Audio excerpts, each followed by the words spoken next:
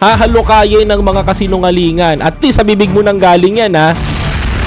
Si Maharlika, pinagkalulu si Duterte. At least alam mo. Mga luma at i-recycle nila ang mga kasinungalingan even before.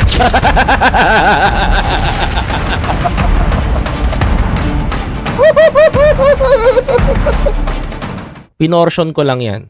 Huwag natin. Hindi ko na isa-isayin yung kababuyan na ginagawa niya. So, napag-alaman natin na ibubuhos na nila yung pera sa mga mainstream media. Pinangalanan niya na ibubuhos daw ang pera sa mga mainstream media. Totoo ba? Tuloy. At sa mga dugyots o sino pa mga trolls, 24 round the clock. Ano 24 round the clock, mga kababayan, nakakatawa.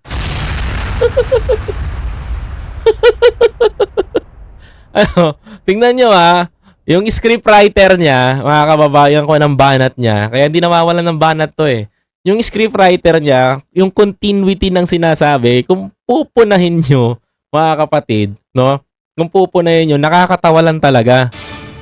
Sige, tuloy natin. yung ibubuhos nila yung pera 24 hours operation. Okay? 24 hours operation.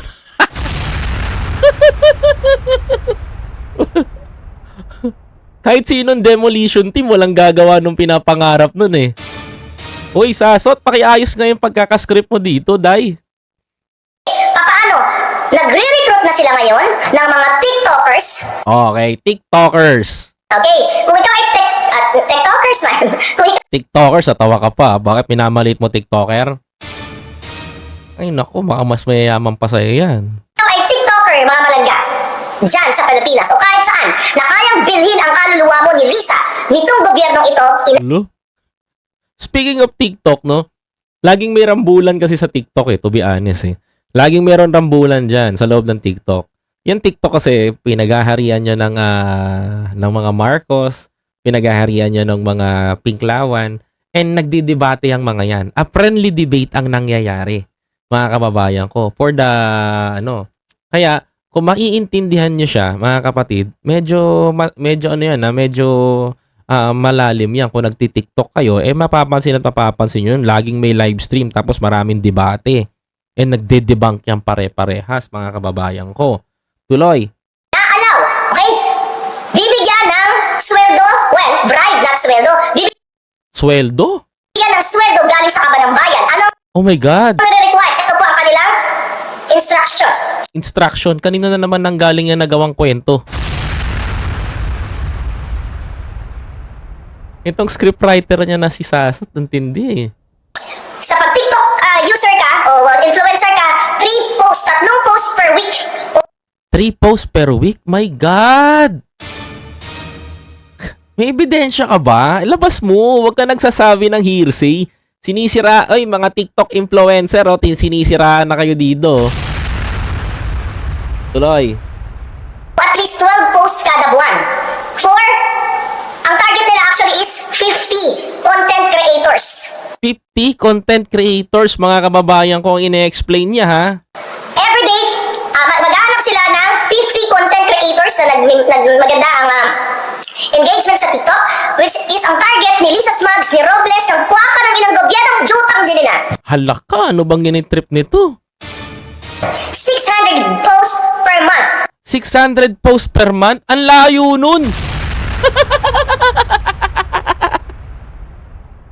Mga kapatid, ang sabi niya, magre-recruit daw ang government ng 50 na TikTok vlogger, ay TikTok content creator. Tapos 12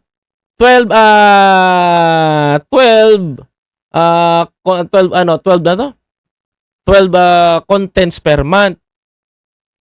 Kung 50, isusumamuhin mo siya, mga kababayan ko, sa 50, malabong makuha yung alam mo sa content, hindi mo basta-basta mapagko-content ng 12 yan. Kasi meron silang mga sinusunod na policies and terms, no? Tapos sasabihin mo 600 ang kailangan na blasting, malabo pong mangyari yun, Day. Kaya that is too impossible. Mga kababayan ko, nakakatawa ka. Dahil hindi pwedeng i-flood ng TikTok. Yan ang lagi mong tatandaan. Ano ba, Day? Sus Mariosep. We're talking about TikTok. Okay, kaya umanda kayo dyan sa TikTok, abangan nyo kung sino ang mga bayaran. Ubangan nyo daw kung sino daw ang mga bayaran. Ay! Diyos ko po. Then, number 2, sa Twitter. Okay, tinatarget din ngayon ang mga dilawan o mga supporter Ay nga pala, matagal lang may mga fighter sa Twitter. Kaya inuunahan niya na po kayo mga kababayan ko. ni Len, supporter ng dilawan noong una pa kasi iisang bangka na sila. Ano? Iisang bangka? Paano magiging iisang bangka kami ng mga dilawan? Eh dilaw yon, hindi na magpapalit yung mga yon mga kababayan ko porke may nakita ka lang na cabinet secretary na dilawan. Dilawan na kaagad. Uy, si Recto lang yun. Ano ba? Ano ba to? May syapaltik naman tong tao na to. Sa Twitter, 3 posts per week, the same thing. And 50 content creators is the same thing. 600 posts per month. 600 posts per month? Oh my God. Ay, Diyos ko po. Mamaya, sabihin natin kung bakit ano itong minire-record nila. So sa Facebook naman, 600 accounts and page ang tinatarget nila. 600 katao. 600 na tao, 600 accounts. Pero, mga kababayan ko, 600 accounts ang pinapatarget daw. O may-ari ng mga pages, mga palangga, ang tinatarget nilang recruited gamitin ang pondo ng bayan para mag-deliver ng mga memes laban sa kay Sara, kay Duterte, kay Maharlika, kay Glenchong, kay Roque, kay Vic Rodriguez, sa lahat tayo. Okay? Ano? Para hindi na naman kung tutusin, madali na kayo i-debunk. Alam mo, matagal na may gumagawa ng mga memes na ganyan bago pa magkaroon ng hidwaan dito sa pagitan ng dalawa, no? Matagal na 'yan, hindi lang napapansin ng tao, no? Kaya gumagawa na naman kayo na eksena kasi alam nyo, ina-advance nyo na yung balita para mga kababayan ko, pag gumalaw yung mga totoong content creator na nagmamahal sa mga Marcos, magmukhang katawa-tawa sa paningin nila. Yan ang ginagawa ninyo. Sa mga hindi nakakaalam, sa TikTok po, mga kapatid, meron na talagang nagbabakbakan dyan. Baka magulat kayo. No, meron talagang nagbabakbakan dyan. Talagang hindi maiwasan yon. Nagkakaroon sila ng open forum kasama yung mga kapwa nila content creator, mga komentarista doon sa loob ng TikTok. Kung makikinig ka dyan, marami kang matututunan dyan. Also, correct movement was there. Nakikipaglabanan din doon, mga kababayan ko. Tapos ito, sasabihin ito, mga kababayan ko, na ganyan. Inuunahan nyo na lang eh. Para pagdating ng eleksyon, no? Pagdating ng eleksyon sa 2025, pagmumukain yung sinungaling yung mga tao na yan. Pagmumukain yung sinungaling. Ayan yung mga sinasabi kong binabayaran. Magaling ka, Maharlika, kang mag-advance theory. Diba? Magaling ka lang mag-advance theory. Advance mo lang yan. Kasi, bakit? Ginawa na namin noon yan eh. Taktika yan ng mga influencer noon. Para mapaganda yung taktika yan namin para maipanalo si Pangulong Bongbong Marcos. Advanced thinking kami. Ay, diba? Saltik na yan, Day. Tuloy. Na nag-o-oppose o nagsasabi ng katotohanan dito. Nagsasabi ng katotohanan wala kang tumama ni isa. Sa 10 sinabi mo, 11 pa nga mali mo. Okay. Ano yung gusto mangyari ni Lisa? Bawat araw, 2 post. Whatever memes, kung ano man mga post. Gustong mangyari ni Lisa, hindi nga nagso-social media yung tao. Ang gulo nitong tao na to, sobra. Sa mga pages na babayaran nila at ito ay 14 materials kada linggo. 14 materials kada linggo. Alam nyo ba kung gaano kahirap mag-content? Alam nyo ba kung gaano kahirap yan sinasabi nito ni Maharlika? That's very hard. 14 materials per week. Mga kapatid, ano to? Walang tulugan? Hindi namin gagawin yun, Maharlika, at walang gagawa ng gano'n kasi patayan yung ganyan trabaho. Ay, Diyos ko. Alam mo sa totoo lang, ina-advance mo na lang tong mga pwede mong i-content eh. Anong ka mag-isip eh? Talo mo pa ang Jadik eh. Palibasa kasi lumalakmlak ka ng morphine eh. Tuloy. So sa isang page, di ba? So equals what? 56 posting o materials, whatever you call that, 56 posting pa gusto mo ha? Ang tindi mo. Ano? Alam mo walang influencer na gagawa nun na isasang-alang-alang at ibabala ang kanilang mga channel. Kasi bread and butter ng mga content creator ang kanilang bawat channel. Dahil lagi niyong tatandaan. per month. So 600 na Facebook page of Eto ako yung nagsasaysay Ako yung content creator. No? Alam ko yung laro niyan. Alam mo 3 uploads per day, mga kababayan ko, napakahirap pong kunin 'yan. Mag-e-edit ka tapos mag-e-edit ka. Ako nga lang tinatapyas-tapyas ko 'to eh. Para may maibala ako. Tapos sasabihin mo, magko-content 12 materials tapos 12 materials per month, 2 uploads per day. Ano to? Paduduguin mo yung kanilang kaisipan. Hindi nila pipigayin yun, mga kababayan, ganun. My God. Alam mo hindi ko minamaliit yung mga content creator, pero nakakapagod po maging content creator. Sa totoo lang, ang katawan namin hindi napapagod eh. Hindi napapagod ang katawan namin. Ang napapagod dito, utak namin. Oo, sa totoo lang. Katawan namin very jolly, napaka-energetic, pero pagod. Kahit makita nyo kaming tuwang-tuwa at kayang-kaya pa ng katawan namin, pero isipin nyo utak namin, pigang-piga na kami. Ganun mag-content, mga kababayan ko. Kaya nga nasabi ni Coach Jared, saan ba kumukuha to si Maharlika ng galit araw-araw at nakakaisip ng content? Siyempre, sa galit. Diba? Tuloy.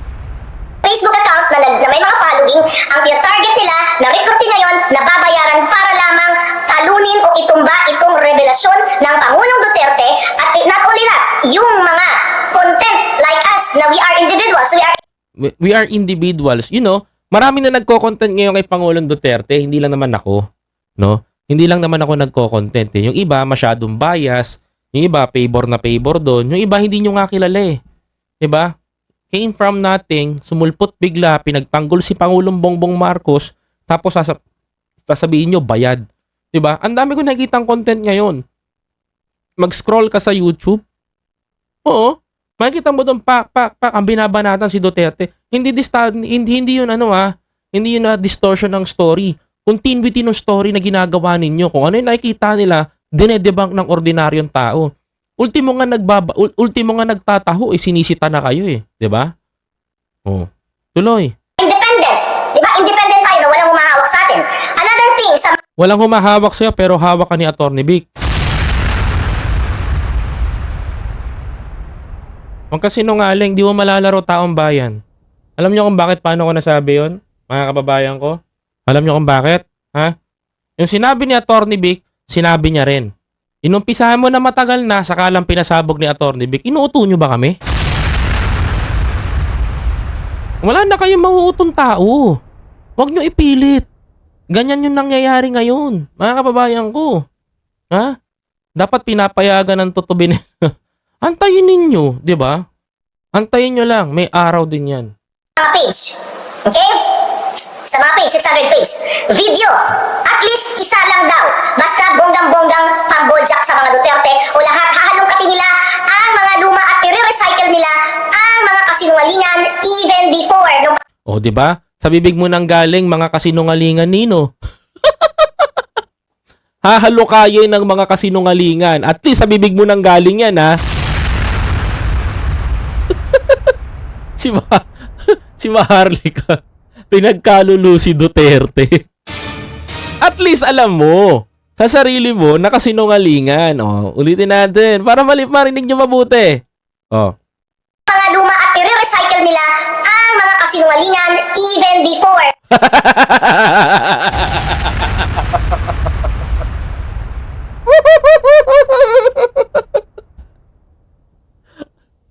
Sabi ni Maharlika, hahalukayin nila ang mga kasinungalingan even before.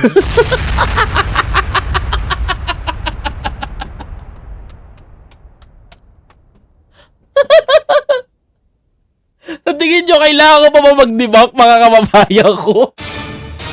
Kung dito pa lang ihitad nilulubog mo na si Duterte Ay, naku po. Di ba? Oh, wala tayong magagawa dun. Sa kanya sa bibig niya nang galing ng mga kasinungalingan noon. Pangulong Duterte. Nilalaglag ka nung bata mo, maliwanag to ha. Hindi ako nagsisinungaling, siya nagsabi nito. Oh, ayan oh. Daw, basta bonggang-bonggang pambojak sa mga Duterte Oh. o lahat hahalongkatin nila ang mga luma at i-recycle nila ang mga kasinungalingan even before.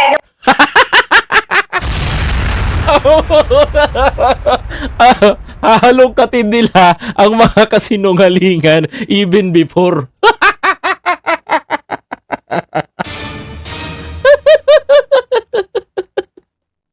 So, makatuwid, sinungaling pala si Duterte noon pa.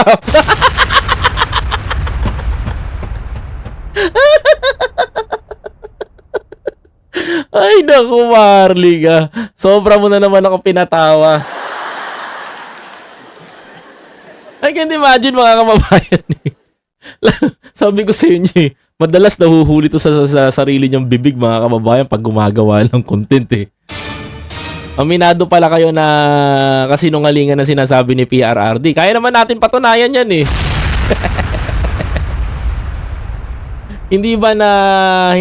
Hindi nababahagi ang mga nakikinig kay Hitad. Paulit-ulit ang words niya lumalabas sa bunganga niya. Hindi nga nagpo-promo beta nga yan mga kababayan ko. Honestly, yung views na yon, boot yun. Tuloy natin. Yung panahon ni Duterte, and now there's Las Cañas talking about Inday Sara now. Yan po Tapos biglang change siya ng topic, no? Ang galing ng twist niya, tingnan nyo ha. Tingnan nyo ha. Ang galing ng twist niya, tingnan nyo. Pansinin nyo to ha. Baka mauto kayo eh. individuals, we are independent. Diba? Independent tayo na walang humahawak sa atin. O, di ba? Independent, walang humahawak sa atin. Another thing sa mga page. Okay? Sa mga page, 600 page. Video. At least isa lang daw. Basta bonggang-bonggang Ay, napainggan nyo ha. Painggan nyo, basta bonggang-bongga. pambojak sa mga Duterte o lahat hahalongkatin nila ang mga luma at i-recycle nila ang mga kasinungalingan even before. Tawad-tawa talaga ako dito. Nilaglag si Duterte.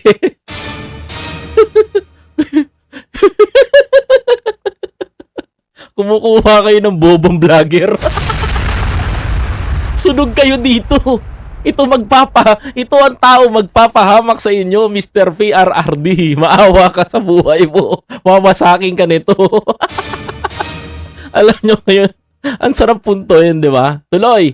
Yung panahon ni Duterte, and now there's Las Cañas O, tingnan nyo ha. Hindi tayo sisinungaling ha. Hindi cut yun ha. Tinuloy niya ulit yun. talking about Inday Sara now. Yan po ay kagagawan ni Lisa Smugs, ni Robles, kagagawan yan ng buwakan ng inang ahas sa gobyernong ito. O, paano namin malalaman ngayon kung nagsasabi ka ng totoo? 'Di ba? Kahit nga yung kakampi mo, nilalaglag mo, sinabihan mo yung mga kasinungalingan ni Duterte noon.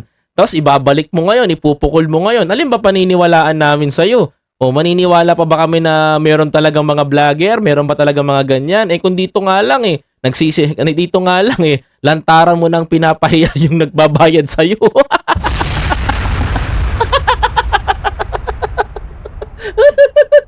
Huling-huli sa bunganga. Ipapalabas sa mga kasinungalingan ni Duterte noon.